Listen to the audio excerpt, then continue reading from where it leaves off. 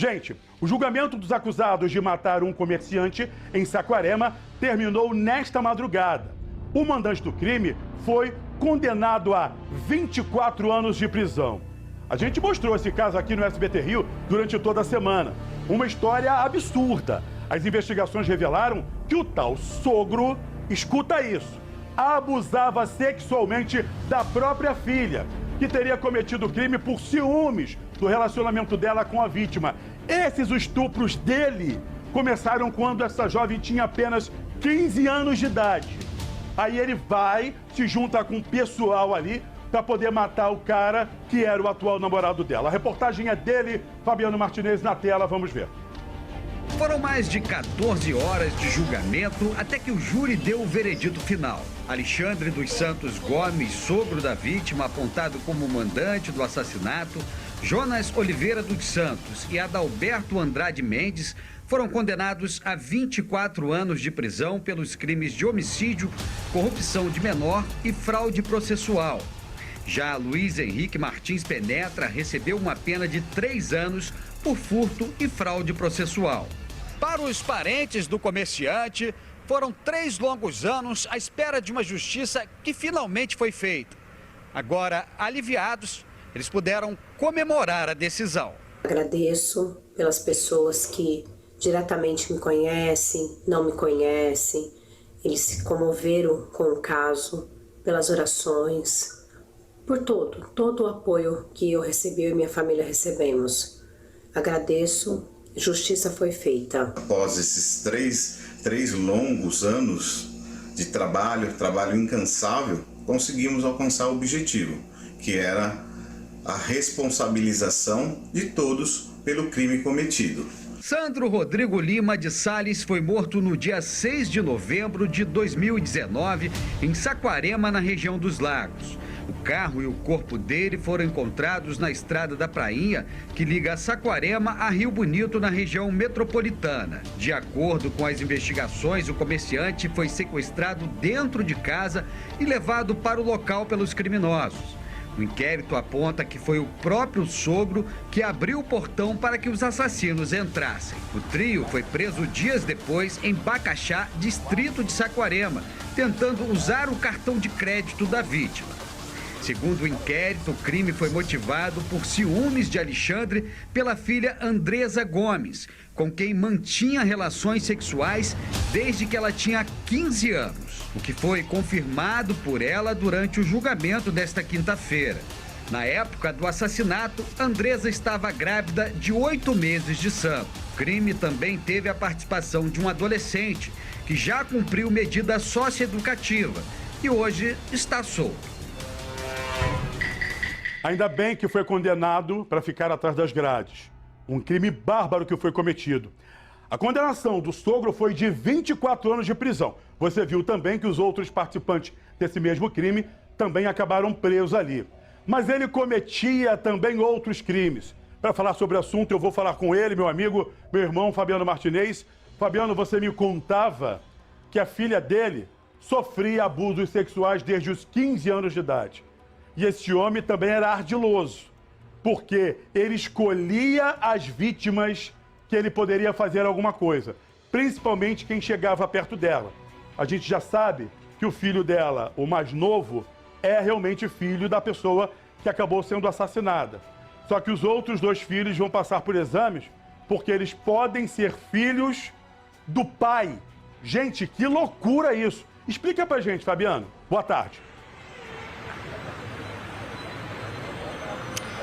É exatamente isso, Caio. Infelizmente, essa notícia mesmo, né, impactante, né, que chama a atenção. Esse crime tomou esses contornos inacreditáveis, né, a partir do momento que a própria Andresa disse em depoimento à polícia que ela era abusada pelo pai desde os 15 anos, né, e que depois de um tempo essas relações parece que se tornaram comuns ou normais, na verdade. Inclusive, o depoimento da mãe dela também diz que tinha conhecimento, né, e que isso começou a se ficar relativamente normal dentro da família. Pois bem, o pai então mantinha esse ciúme excessivo, doentio pela filha, que não era um ciúme de pai e filho, né, que tenta proteger a criança, né, a adolescente, a mulher, mas sim um ciúme amoroso, né, de marido e mulher, de amante realmente. Portanto, esse filho que ela teve, né, com o Sandro, que hoje tem 3 anos, foi comprovado que é realmente do comerciante, porque passou por exame de DNA. Agora, os outros 2, ela disse que não tem como ter certeza se são dos ex-namorados, 2 ex-namorados que ela teve antes do Sandro, ou se são do próprio pai. Provavelmente vou passar por exame para tirar essa dúvida. Agora, a gente também destaca o depoimento, né, do delegado dela, da Andresa mesmo, que confessou isso, disse isso em juízo ontem. Eu acompanhei o depoimento dela e também do delegado responsável pela investigação, delegado da delegacia de Rio Bonito na época, né? Ele disse que procurou esses 2 ex-namorados da Andresa porque eles, na verdade, até então, eles eram suspeitos, eles poderiam ter feito alguma coisa por ciúme, né? Normal. Um ex-namorado ter ciúme, não matar, na verdade, é normal ter ciúme. Portanto, colocou os 2 ali como suspeitos nesse primeiro momento. E quando foram procurados, os 2 foram categóricos em afirmar que o pai da Andresa tinha esse ciúme doentio que tentava afastá-los da filha a qualquer custo. Inclusive, quando eles iam procurar os filhos, né, que até então filhos que eles pensavam ser ou são realmente, isso aí só o exame de DNA vai poder dizer, e o pai de Andresa botavam para correr, né? Botava eles para correr, não falando, olha, sai fora, a gente não quer você aqui. Isso tudo se revelou agora, né, cara, com esse crime bárbaro, cruel e covarde, né, que era um ciúme realmente doentio com a mulher e não de um pai para filho. Então, portanto, foram condenados a 24 anos de prisão o Alessandro, né, o Alexandre, pai da Andresa, e mais 2 que participaram do crime, né? Um foi condenado apenas por furto e fraude processual, pegou apenas 3 anos de prisão, e tem o menor também que participou disso tudo, que foi peça-chave durante o julgamento, também no depoimento à polícia, porque foi quem entregou tudo. Inclusive ontem, né, os advogados de defesa tentaram fazer com que esse menor não fosse ouvido durante o julgamento, porque sabiam que ele ia entregar toda a farsa ali.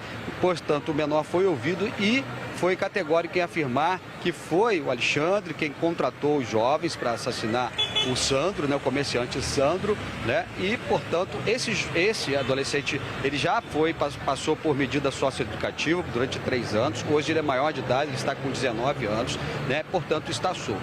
Então, um crime bárbaro, um crime cruel, covarde, que teve o seu castigo, né, feito pela justiça ontem, né? Na verdade, hoje o julgamento terminou por volta de 00h30, foram 14 horas de julgamento, né, Caio? Esse foi o Fabiano Martinez, muito obrigado, Fabiano. Sabe o que acontece? Ele não é doente não, tá? Doente mental rasga dinheiro. Esse é um criminoso, bandido, estuprador, assassino. Esse sim, que foi condenado a 24 anos de prisão, que abusou sexualmente da filha. A filha conseguiu contar isso à polícia. Só que em dado momento, o próprio Fabiano e as pessoas que estavam lá me disseram que ela chegou a defendê-lo, defendendo o pai. Ninguém conseguia entender. Gente, olha só, ela começou a ser abusada muito pequena. Então, automaticamente, para ela, naquele momento não era crime. Ela confiava nesse homem. Aquilo que a gente entende como ato criminoso, que é doentio, que automaticamente uma pessoa como faz, ela tem que estar atrás das grades, a vítima, às vezes, não consegue identificar isso. Mas que sorte, doutora, que esse homem foi condenado, os 2 maiores e o menor também, para não estar aqui em sociedade, porque outros crimes poderiam ser cometidos, não é, doutora? Exatamente, que sorte. Isso revela ainda mais a necessidade da educação sexual na infância e na adolescência.